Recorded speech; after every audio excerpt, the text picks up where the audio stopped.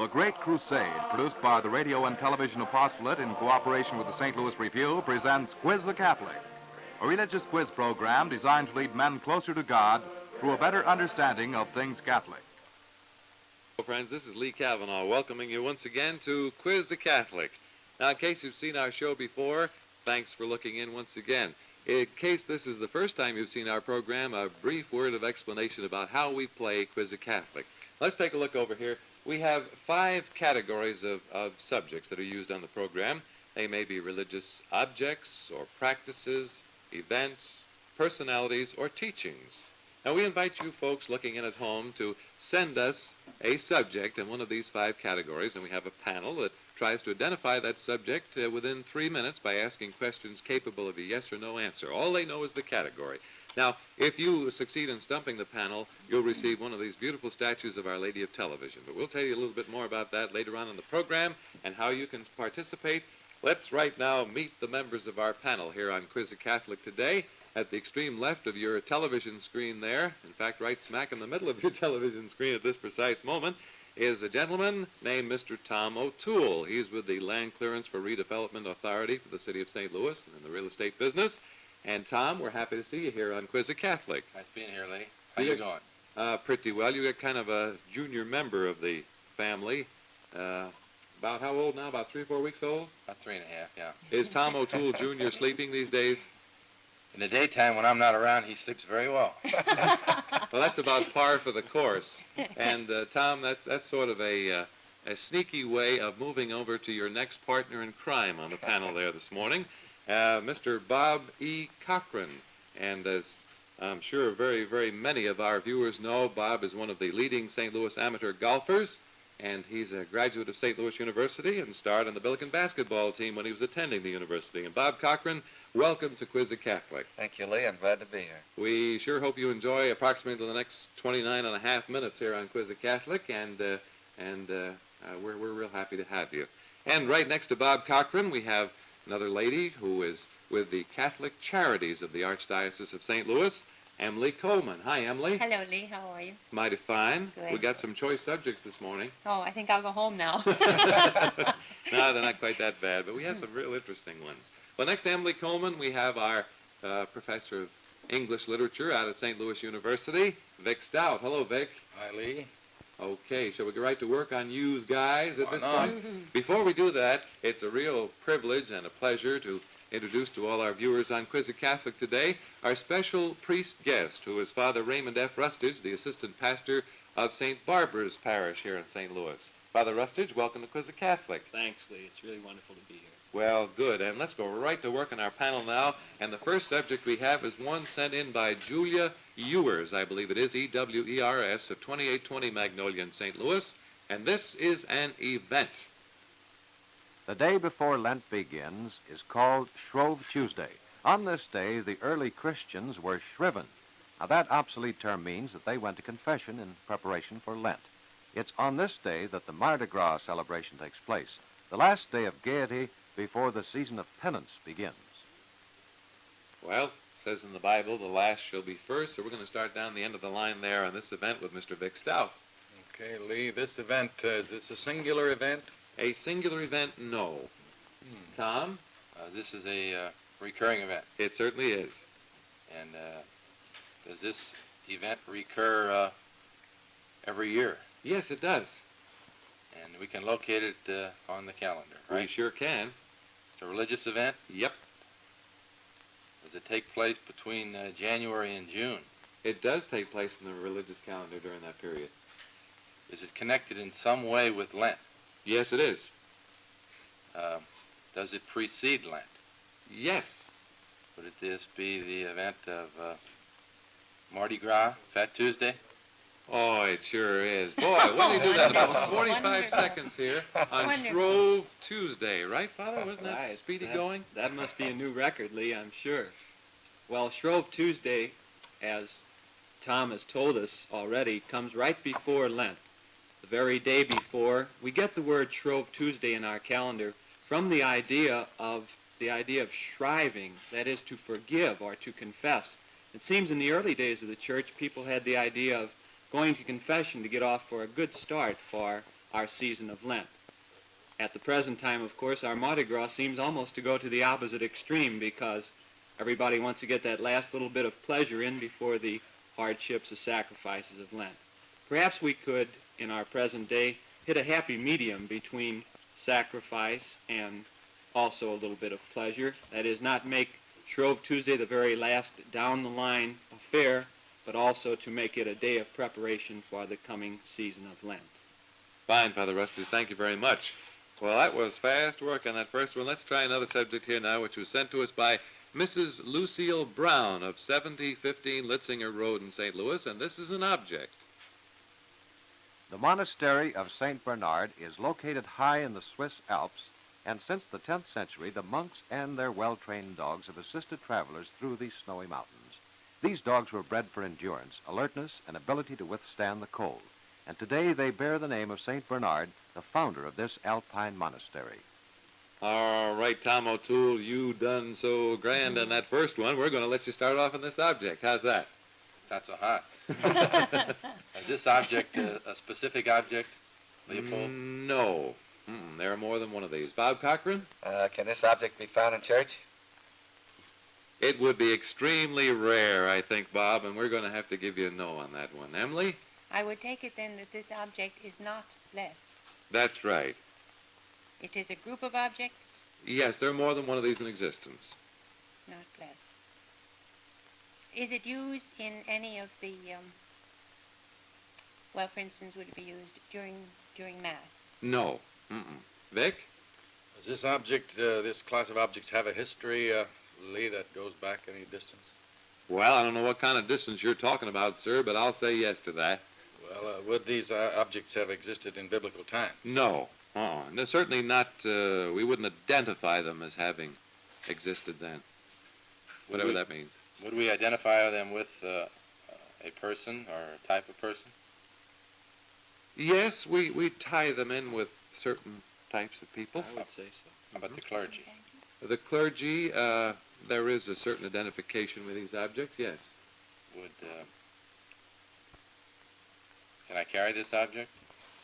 Very funny, but I don't get it. Well, I think you might ordinarily have a little trouble carrying this around, don't you think, Father? Definitely. Is it a structure or something? Not a structure. Open for general questioning now, whoever wants to try it. This is a large object? Well, how large is large, Bob? You can't carry this object, right? It would be inconvenient at the very least. Is it manufactured? No. Oh. Oh. Is it symbolic? No, I wouldn't say it's symbolic, no. Did we establish that it can be found in church? We established that it would be very rare that would happen. No, we give you a no on that. No, huh? Uh-huh. Is it animal? Yes. Animal. 1 minute to go. Oh, come on, you're really bearing down on it now. Let's see. Animal, and it's not symbolic. Not symbolic, it's animal. More than one of these. More than Yes, sir. 4 puzzle people. that. Oh, I'm Tom. Is this human? Human? No, it's not human.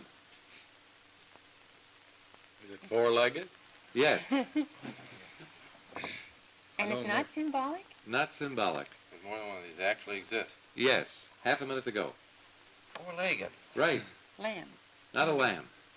Can we locate them geographically? Yes. In America? No. In Italy? No. In And Europe? they have a religious significance? In Europe, and they have a certain religious connection anyway. In Europe? Yes. Animals that have a religious connection in Europe. I don't France? know any. St. Bernard dogs? St. Bernard Oh, dogs no. is right. Isn't he wonderful? How did you do that? Very good. They were in under the wire, weren't they? About 2 minutes and 45 seconds, something like that.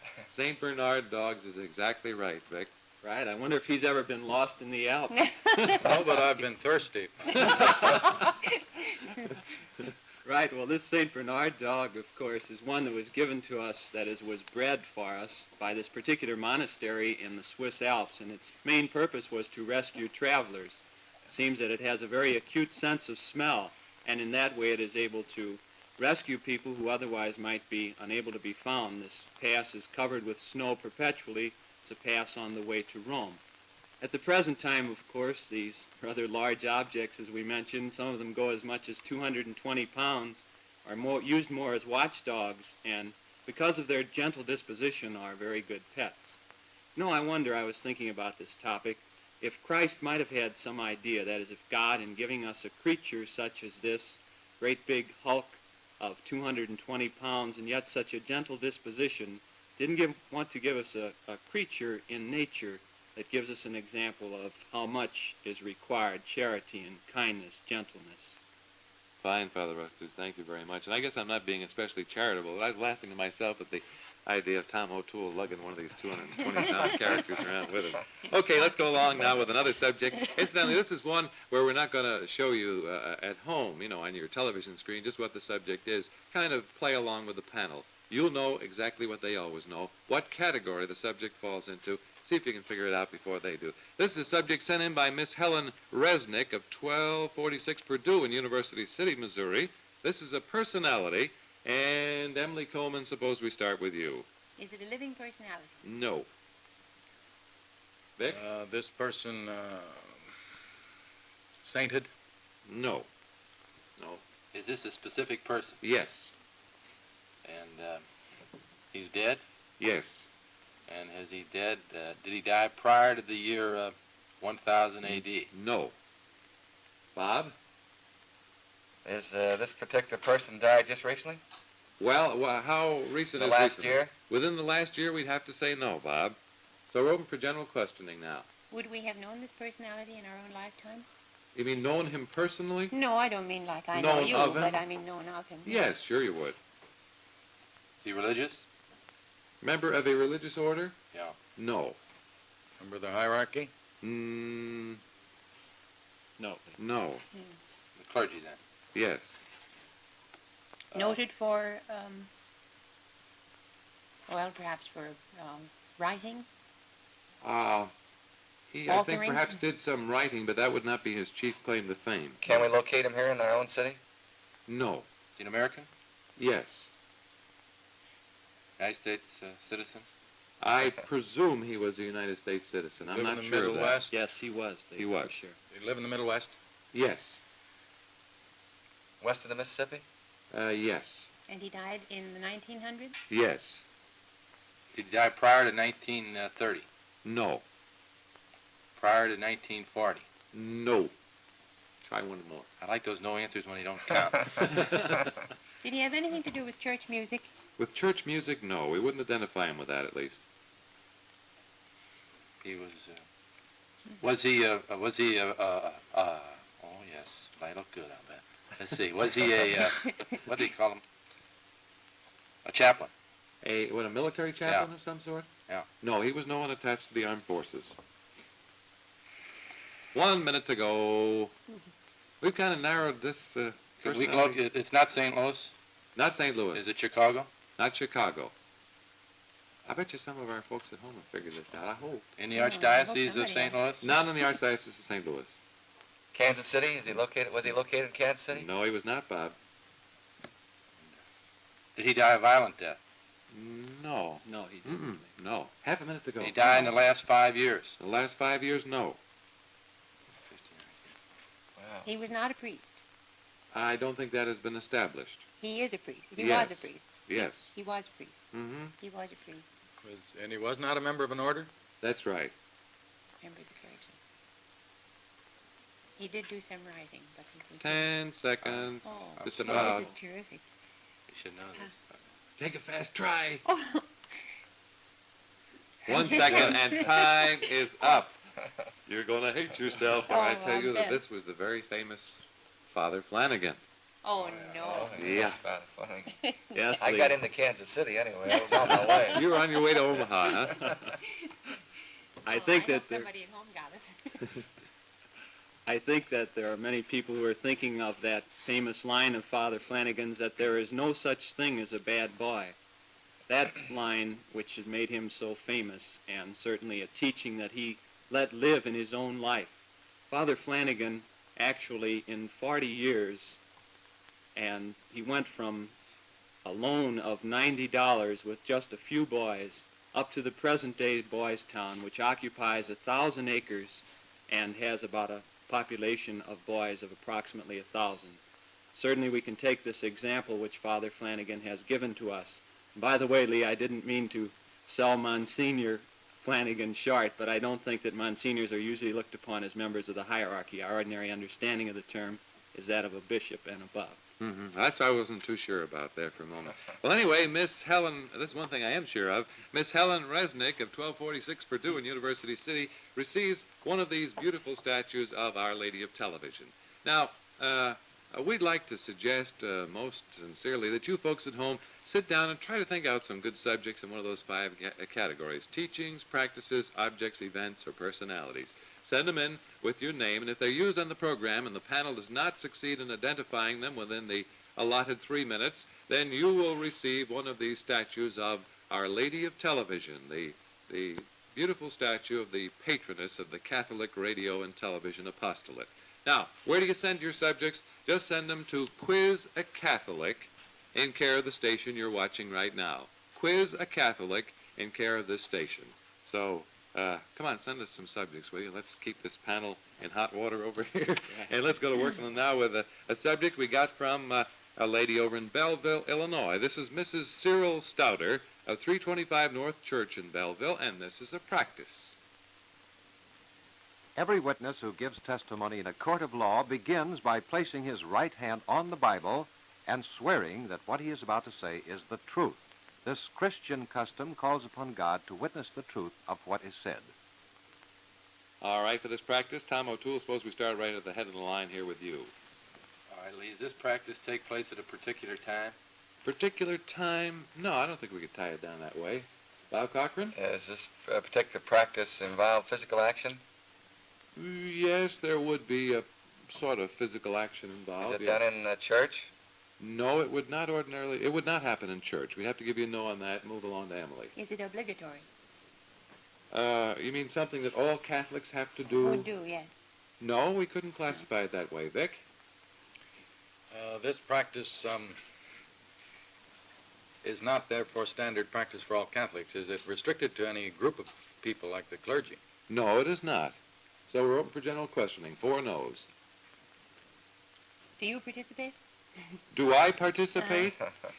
No, I never have had occasion to practice this practice. Do you know whether I have? I don't know whether you have or not, but I think it's quite possible you have. Is this a practice that Catholics usually do every day in some walk of life? Or? No, I wouldn't say so, no. Would this take place at a particular place? Yes, it would. And is it in the home? No. Mm-mm. And But- it's not in a church? No. It's in an outside place? You mean outdoors? Outdoors, yes. Would it be No. outdoors? Mm-mm. How about in a school? No, Does it involve the wearing of anything? not the wearing of anything. Does it involve the use of anything? Use of anything? Yes. The use of Well, anything. there ordinarily would be an object present at the time There this would be. practice went on, yes. There would be an object present. Uh-huh. It would take place indoors, though? Yes, almost invariably. The use of an object indoors. And not the wearing Not of anything. church, school. Is it a devotional object? The object that's involved, this is going to mislead the heck out of you, but it would be sort of devotional, wouldn't it? Yes. If I might be Yes. permitted upon you, give us no leeway. All right. Shouldn't be. Indoors. Let Is it there a lot of happen. people That's present all- at that's this? horrible. Well, wait a minute. Now, what was your question, Tom? Is there a lot of people present when this practice takes There place? could well be a crowd of people there. Would it be at some public event, perhaps? It would, well, broadly a public event about of some kind. In other words, there could be spectators. Would it be Half a a sporting event? A what? A sporting event? Not a sport. no. Political event? Not a political event. A religious event outside? Not a religious event either. Indoors. Oh, it's indoors. Yes. Oh, goodness. Is it invoking any kind of blessing? Not a blessing, no. Bob was Oh, all this is awful. hot on the trail of some golf course. the other day. That's outdoors. Remember, we got to stay indoors this morning. 10 seconds. In an auditorium? Well, an auditorium in the sense of an assembly room or something, yes, you could call it that. We don't know it by that name. Not a And- prayer for peace or anything like that? What was that? Prayer for peace? No, I'm afraid not. This time's up. The practice is taking an oath in court. Wow. You're looking at me as if I was misleading you. I think I was honest with him, wasn't I? Oh, definitely. Oh, dear, oh, dear. Taking an oath in court, right, Too Father? bad they couldn't have I'd connected never up our Bible with that practice that they were looking for. This idea of the use of a Bible and of calling upon God to witness the truth of what we're actually saying shows us, I think, that many things we use in our ordinary, everyday, run-of-the-mill events now can be traced back in religious practice. In other words, that in using the Bible and in using God as a witness to our truth, we are taking something that is used many times in the Old Testament and in the New Testament, and we're keeping it right in our everyday lives. So certainly that idea of truth, Lee, I think is one that can be brought into our daily lives also. There's so many times today that you hear people saying, well, I just don't know who I can trust. If we take this practice, which is a Christian one, and each of us perhaps delve more into making ourselves truthful and therefore more trustworthy. Father Rustige, thank you. And that means that Mrs. Cyril Stauder of 325 North Church in Belleville receives one of our statues of Our Lady of Television. Well, the subjects haven't been too rough up to now, panel. We're going to try a rough one for a change. Okay, this was sent in by Mrs. Lena Morgan of 208. I'm not sure how to pronounce that. Either DeGuire or DeGear. Maybe it's capital D-E-G-U-I-R-E. 208 DeGear, Fredericktown, Missouri. This is a teaching. Every athlete must go in training to improve his physical condition, and every man must train to perfect his spiritual condition. Now, the Church teaches that prayer and penance are absolutely necessary for spiritual development, and it is to that purpose that the season of Lent is dedicated. Okay, Vic Staudt, for this teaching, suppose we start with you. Okay, Lee, the teaching have any biblical basis or foundation? Any biblical basis? Yes, I'd say, wouldn't you? Yes, I think And so. would there be any words of Christ involved in enunciating this teaching? Well, I don't think there's any direct quotes we could give you. Is that right, Father? Not specifically. No.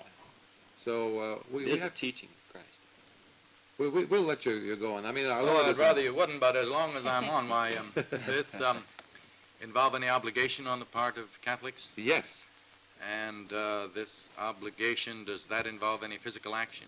it could well involve physical action. And is it something specific rather than something general, like an obligation to be charitable or something like that? Is it something specific, this obligation? Well, it's a relative sort of thing. I think in the usual sense of the term, we'd say it's not too specific. It's fairly general. I give. Okay, Tom O'Toole. I don't want it. Is this teaching have to do with the nature of man? With the nature of man, we'd have to say no. Bob Cochran? Has it anything to do with the commandments of God It doesn't. and relative to our neighbors, say, for instance? I don't think I can give you an all-out yes or no. It doesn't have anything to do with the commandments specifically, but still the subject matter is Relative to the somewhat the commandments. same in some of the cases, right, Father? That's correct. Am I really messing him up? Go ahead, Bob. Does this have anything to do with man's relation to God as far as his duties are concerned? Well, yes, it would involve. This teaching would involve that too. Yes. Would it be a sin, if mortal sin, or if we wouldn't do these duties or the teachings during the day, or whenever it happens? Well, I mean, it's possible under certain circumstances that a mortal Possible. sin. It would have to be made more specific before it could be called a mortal sin. That's right. This is a little bit general, so we can't give you an all-out yes or no on that one. Well, I better pass. Okay, Emily. Would it be one of the teachings of the Church? Well, Is it the one of the, let's put teachings it, of is the it one of the church. commandments of the Church? I beg your pardon. Is it one of the commandments of the Church? The teaching we're looking for is not a specific commandment of the church, although the commandments of the church would be involved in all of this, Right. wouldn't they? 1 minute to go. Does this Tom? teaching involve obligations which are specific to a time of year? No, it does not.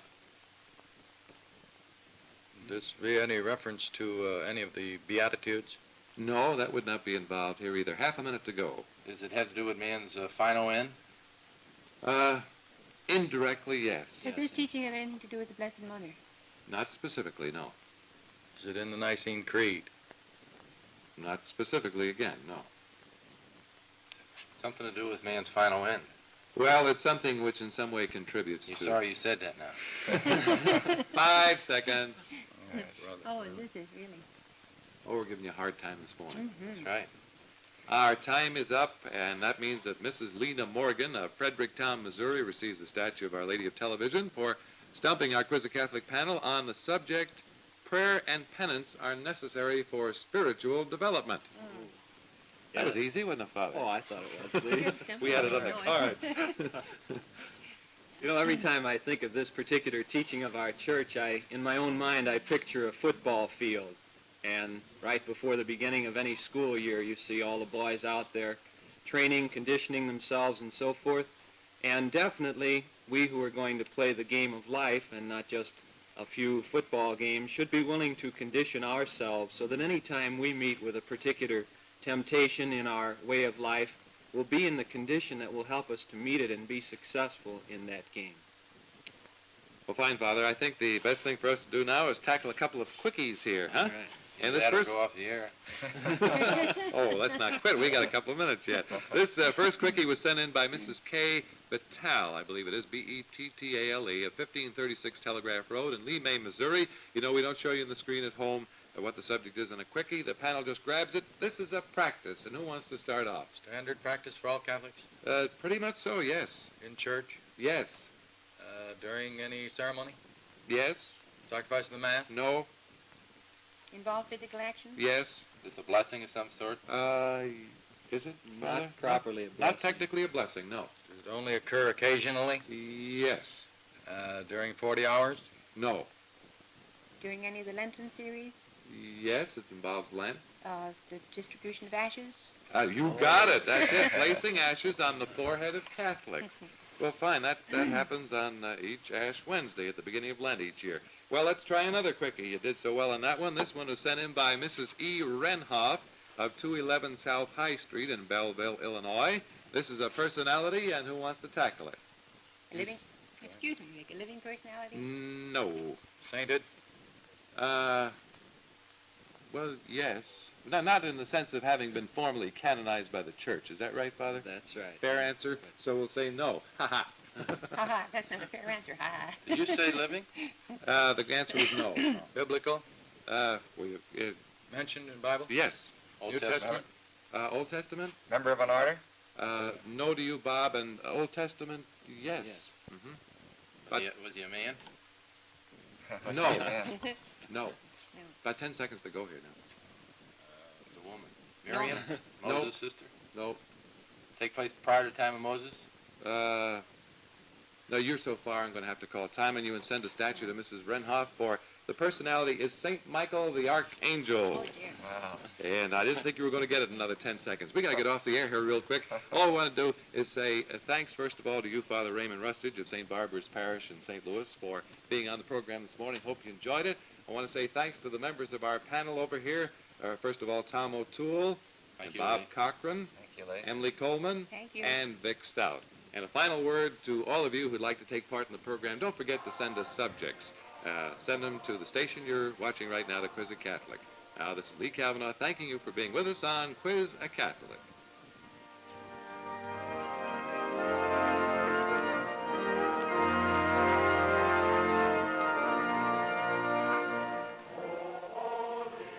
The Great Crusade has presented Quiz a Catholic, produced by the Catholic Radio and Television Apostolate of St. Louis.